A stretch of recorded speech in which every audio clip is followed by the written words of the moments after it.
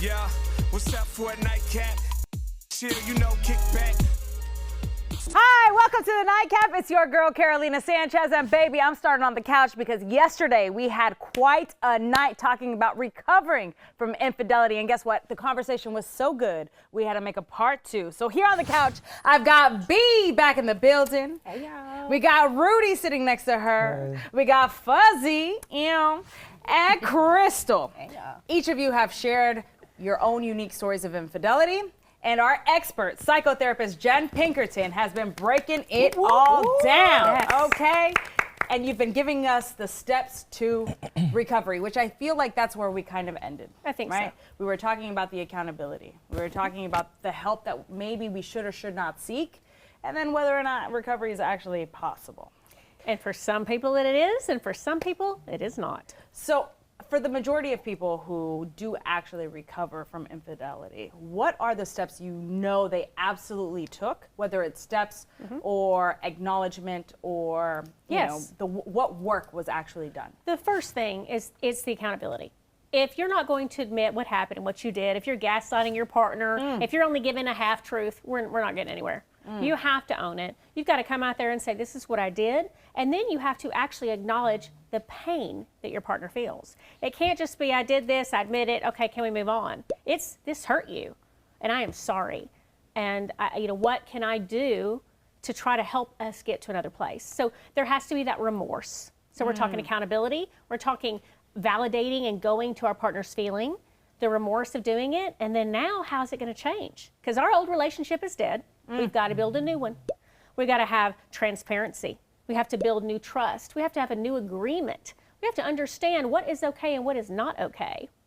And there's going to be a little bit of a tricky time period here because that partner's going to want to know everything for a little while. And that is not fun for that other partner. And I don't want to know nothing. Ignorance is bliss for you. Ignorance is bliss. I don't want to know anything. I'm not going through your phone. I'm not checking up, seeing where you are. I don't want to know your location. I live a good life, period. So I really just don't want to know. I mean, based on the story she gave us yesterday, Jen. Yes. She knew she was with a liar. Yeah. And she was willfully in this relationship, giving it a go. That's right. I think if he would not have walked into the bar, you would have still been with his ass. Absolutely. Would ruin my life. Do you think to be punished with a small penis forever? Banished to the small penis dumb. Who would want that? It's always the ones with the small. Oh, he was like 7 feet tall too. Oh, he was 6'9". Oh. She said, wow, that's so sad. That's fucking terrible. That's terrible. Do you find that people who prefer not to know anything? There are absolutely people who are not comfortable and don't want to go there. But I also think what you said is important too about the saying, I'm just the kind of person that doesn't want to track my partner and know where they are. That's great. You have obviously a very confident, sure sense of self of who you are, and you're not looking for somebody to define you. Yes. But it also means that you might also attract someone that sees that in you and might take advantage of that. Wow, she took us to church right quick, baby. Hold on. Okay, so Fuzzy, did she read you? She read me. No, she read me too because okay, come on, Rudy. I'm the same way. I don't want to be all in your business like that because why are we even together? But I feel what you're saying about that. It's just kind of hard to not want to be that micromanager. Yeah. Well, we don't want to do that. That is not healthy. That's not right. And the difference between secrecy and privacy is so important because do you even know the difference? I mean, no. Privacy. The intention. Well, privacy is I'm going to have my own text messages, and I don't want you to read what I'm telling my girlfriend about you. Yeah. Exactly. I mean, I may be saying you're the greatest thing since sliced bread, but I may be saying I'm mad at you today, and I don't want you to read that. And that's okay. That's privacy. Right. Secrecy is I'm doing something deceitful. I'm talking about my plan to leave you. I am talking about how I cheated on you last week. That is a different story. So understanding the difference between that and navigating a place in your relationship where you can have your own privacy, your alone time, your privacy, your right to your own messages, your right to your own free time, but you're also not doing anything deceitful. You're just living your best life. B, I see you chomping at the bits, Crystal. I see you chomping at the bits. Come on. Okay, B, come on. I think because I don't want to check your phone. I don't even want to get on your computer. Here, put your own password in. And I think that comes from a place of me finding out that someone was cheating on me. And so now I don't want to know if it's not right in my face. So I don't want to look through your phone. I don't want to look through your email. I feel like at the end of the day, what's done in the dark is going to come to the light. Always. So I shouldn't have to go around sneaking around. I trust you until I don't. Until you give me a reason not to trust you. But I don't want to go through your phone. I don't. That's too much work. It's exhausting. It's exhausting. Okay, but I very love exhausting. that. Like, You're I'm not going Inspector into it Gadget. saying, I'm going to trust you until you give me a reason not to. And that is actually healthy. That is the way we want to go in every relationship. We don't want to bring all of our past baggage from every cheating situation, Exactly. right? We want to say, I'm going to take you for face value until you give me a reason not to. A second ago, you said, like, we're attracting that energy. Like, I have good energy, so I want to, how do I change the compass on the energy that I'm attracting? Because just because I feel sure, I don't want to pick up somebody. Okay, hold on. I'm going to let Jen marinate on that question. I'm listening. Listen, That was a good question. I want That was y'all a really to come good back. question. So I want to know this answer. So you stay right there. We'll be right back as we discuss recovery from infidelity.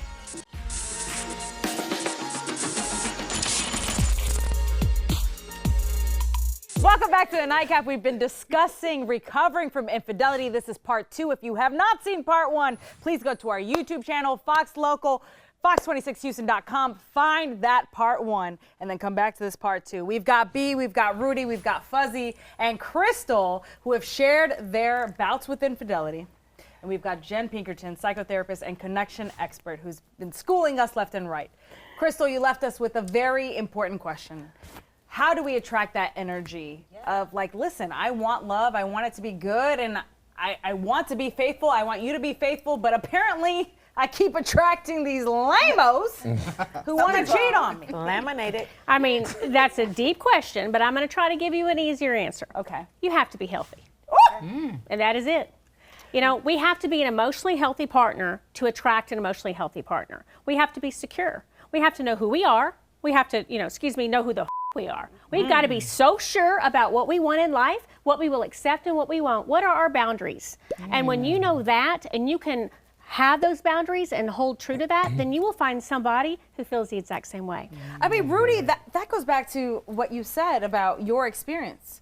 Once he broke those rules that he set forth and you abided by, you were done. You were sure of yourself, just like Jen outlined. So I think you're in a pretty healthy space. Like you're sure of who you are. What is your reservation in looking for a partner? Because I feel like that's what's happening here. There's no reservation. I just feel like maybe you just don't want to run into the same issue again. And then as far as like attracting, you do set those boundaries and you do say, hey, this is where I'm at. But you never know what that person still could do, even if you set those boundaries in place in front of you.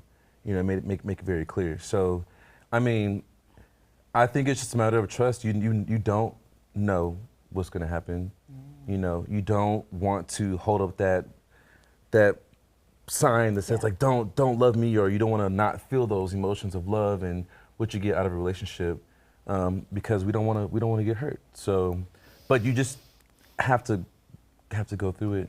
You have to give love a chance. I feel like the only way to give love a chance is to be vulnerable and allow yourself to potentially feel betrayal. Like there's always that chance for betrayal. And that's what I There's said before. no guarantees in life. And it is a fundamental human need to be seen and heard. And so you got to put it out there and be seen and say, here I am. This is all my glory. This is what I got. Are you going to meet me where I am? And are we going to have a healthy relationship? And the way to be the healthiest is to communicate. Be vulnerable, be authentic, and put it out there. And then you lessen and lower your risk, because all the time cheating has to do with something about you weren't seen. You either couldn't tell somebody, I don't want to be in this anymore, Or you couldn't tell somebody we have a mismatched sexual desire. Or you couldn't tell somebody I got a lot of trauma and a lot of stuff I have not unpacked and dealt with. Or you couldn't tell somebody my ego's through the roof and you're not doing it for me. You couldn't tell them. So what would happen if you could talk about it? Preach it, Jen. Preach it. Okay, when you say that, Crystal, why are you saying preach it? Because- Are you saying that as the cheatee or the cheater? Which one is it? Let me look Which into the one is camera. it? I'm saying it for both sides. I'm Okay, saying good for job, the good job. cheater. You know what I'm saying? Like on the cheating side, like being afraid to tell somebody, like, hey, you know, this ain't it. Hey, I need a little bit more. Hey, I want to be heard. Hey, I'm over here. And then on the being cheated on side, like it's like, damn, like why they just didn't tell me. So it is. So and I think, And what would agree. happen if everybody actually did that? Communicated. Just said. What would happen? but I feel like a lot of Just people aren't really honest with themselves enough to even communicate to someone else what they're really going through. Yeah. When you get to that point, being honest with yourself, Absolutely. you can be honest with that person. So And that's that self-awareness. That's that Yeah. emotional, preaching healthy too. aspect. Because it is healthy to be able to own your feelings, whatever they may be. To feel sure enough to say, this is what I'm putting out there. You're either going to accept it and you want to be here with me, or you're going to say no and you're out. I'd rather you go on out the door. And then and maybe it's the so next hard. person I meet can be here with me. Exactly. It's hard because you're like, okay, well, what if I say all of this? Am I coming off as nagging versus just expressing my feelings? Or, well, if I say this, will I offend them? But you like you said, you literally have to be comfortable. Yes. And if that person is really your person, they're going to accept your feelings without feeling like you're nagging. They're going to say, Absolutely. those are your real feelings. So how can I help? How can I fix myself in order to please you, and vice versa? Like, that's what relationships are about. But once infidelity happens, now you have to do something times 10 Yeah. to prove that you're not that person any longer. Yes, there's so much to it, baby. There's so much to it. All right, listen, I need you to be honest with yourself and realize that you gotta stay for more of the nightcap, all right? Coming up next, we're gonna continue the conversation. So you stay right there. We'll be right back.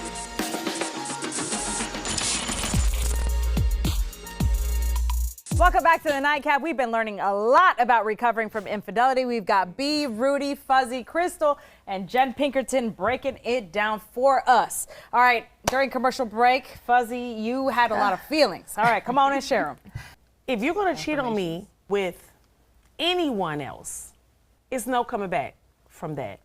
I don't come back. You don't think from there's it. recovery? There There's nothing is to learn here no- today because we can't recover. That's your opinion? There is no recovery. Like, I tried to recover many Have you? times. Have you? I have tried to recover. What were the steps you took to try to recover, Fuzzy? I'm you going write to them lean down? in here. Listen Yeah, to let's this. listen to this recovery So process. what I've done is that after women have called my phone and I got the Barbara and This is Shirley. Shirley. Not Barbara and Shirley. Barbara and Shirley. After I got those phone calls, I'm like, okay, and the man is like, you know, but I still love you. I know you do. Because I'm amazing. I know you do. But the issue is that you're still going to sleep with her. You know, I hear some pain. I hear some pain. Okay. You know, it hurt you before, and you've now decided, I have laid down the boundary, and I'm not interested in that anymore. And that is okay. You are allowed to say, I have a boundary, and if there's infidelity, there's no coming back from me. That is your choice, and you are absolutely allowed to do that, and you can set that up for a partner in the future. However, you can also say, if you experience that, you know what, I see value in you as a person. We're going to talk about why it happened. And if you show up to be accountable and remorseful, I'm not going to give you a guarantee this is going to work, but I might be curious enough and emotionally invested enough that I want to go on this journey with you to see if we can heal. That part. Okay, I'm gonna go levels with you. Okay, let's go. For those in a marriage, deep, infidelity happens. They agree that they're gonna try. What should remorse and accountability look like? When trust is broken, it's very hard to repair that. Yes. especially when there are so many triggers along the way. Oh, you saw her at that place. We live right by it. Or you saw him kissing over here. Or you were texting, right? It was simple, it was emotional. Or you work with them. How do you rebuild a trust? How do you show accountability? How do you show remorse day after day? Like, what do you do? Well, each one of those possible scenarios you pitched here to me require a different answer. If you work with her, then maybe we need to explore what is those new boundaries about that working relationship. If it was at this place where we went, well, maybe right now for a little while, I don't want to go there. Until I can get to a better place of feeling better about this, I don't really want to go frequent that place where you took this person. So I think each part you gave me has a little bit of a different answer. But all of those answers have to do with change, you know? And there has to be a motivation to say, our old relationship is dead, we're going to build a new one, and this is what I need it to look like today. Now, that might not be what I need it to look like in 6 months. That might not be where we're going to end up in a year. But for right now, for me to move forward, this is the structure that I'm comfortable with. And then we grow and we heal and we keep communicating, we stay vulnerable, we have trust and transparency, we keep talking, and we identify, and this is the hard one, I'm going to preface it. Come on, baby. What was it that caused you to cheat? Because we never want to say, oh, we're blaming the relationship because that's why I cheated, I was missing something. No, you could have actually talked about what you were missing rather than just gone to cheat. But that doesn't escape the idea that something maybe was missing. Now, maybe it wasn't your partner. It could be your ego. It could be unresolved trauma. Or it could be a mismatched desire, or I didn't feel seen, or I don't share the load with you mentally or emotionally. It could be a lot of reasons, but you have to know what that reason is so that you can explore that together, and then you have a shift. Because for something to change, something has to change. Girl, you good. You good. She took us to church. You got to be You honest did take too. us to You have church. to be Right. honest. You got to be Yes. honest. You have to be honest and Honest. transparent and be willing to say, you know, I screwed up. communicate, yes. I screwed up. And I want to explore why, and it may hurt. It may hurt me to own why I did it. It may hurt you to talk about what our relationship needs to work on. But let's both be willing to get in the trenches and say this sucks and it's going to be a little bit uncomfortable, but maybe it could then be a lot better. Maybe their silver lining is if we both decide to do the hard emotional work, we can create something very different. Wow. Damn, you good. I know. All right, we got to process that, take it all in. I know you do too. You stay right there. We'll be right back tonight.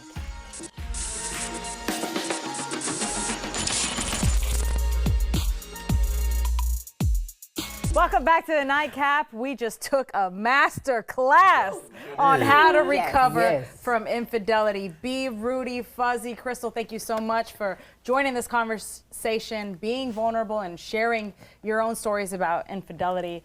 But Jen Pinkerton, our psychotherapist and connection expert tonight, who has really been guiding us through recovering from infidelity. For those of us who are just chiming in, what are the takeaways and the steps to recover from infidelity? We're going to keep it simple. Accountability. You got to own it. Own what you did. And not just half-ass it. You have to put it out there. This is everything I did. You have to be remorseful. It can't just be, I've done this and okay, accept it, move on. No, you have to say, I am sorry I hurt you. And I've got to be willing to sit with your pain, because you might be upset next Sunday when we drove by here, and you might be upset 2 months from now when you remembered this issue. You know, it's going to continue to hurt. So be there for it. Validate it. I'm sorry I hurt you. Continue on that path. And then we got to understand why. Why did you cheat? Why was there infidelity? What was that about? Is it something in our relationship we need to work on? Is it some sort of unhealed thing you need to work on? We've got to figure out the why. And then we have to continue to build this new relationship with new boundaries and new structure, because the old one is dead. We have to create something new and be willing to both be invested in this new relationship together. And then we're going to keep checking in. We can't just assume, okay, now we have new rules. I've said I'm sorry. You forgave me. We're good. No, we're not good. It is going to take a while to heal from that sort of betrayal trauma and pain. And so there has to be that consistent checking in. How are we doing? Is there anything I can do differently? How do you feel? And even also on the partner that was betrayed, hey, baby, I see you're doing these things and thank you. It works both ways. It is not just on the person that cheated. You have to both be in it together. Is there a timeline on this? Like, is it 6 months, 3 weeks? She said 6 consistency. years? I wish It's I could tell you consistent. there's a number. I wish there was a magic number, Yeah. but it depends on the person. Yeah, It also on the depends on person. how emotionally healthy each of you are. Because somebody who might not be healthy is really digging hard on this pain, and you can't deal with that. You might need to go do your own individual work to heal and process that. It just depends on the person. But the main message is you've got to be in it together, and you both have to be willing to sit in some discomfort for a while in order to recognize we are worth it to each other to see if we can heal from this together. But it's possible. It is possible. All right, baby. We can recover from infidelity, Yes, all we right? can. Cheers to All that. right. Try. Cheers to y'all. Thank you so much. Cheers, Thank you, cheers. Jen. All right, cheers to you. I gave you some. If you've been through infidelity, going through the madness, baby, there is a way out. There's a way through. Just follow the steps from Jen. And if, baby, you can't handle it, see your way out. Cheers to you. We'll see you guys next time. Damn!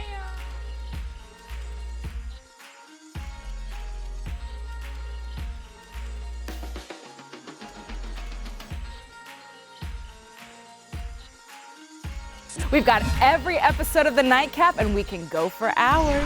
Download the Fox Local app on any of the following smart TV platforms and get in on the fun.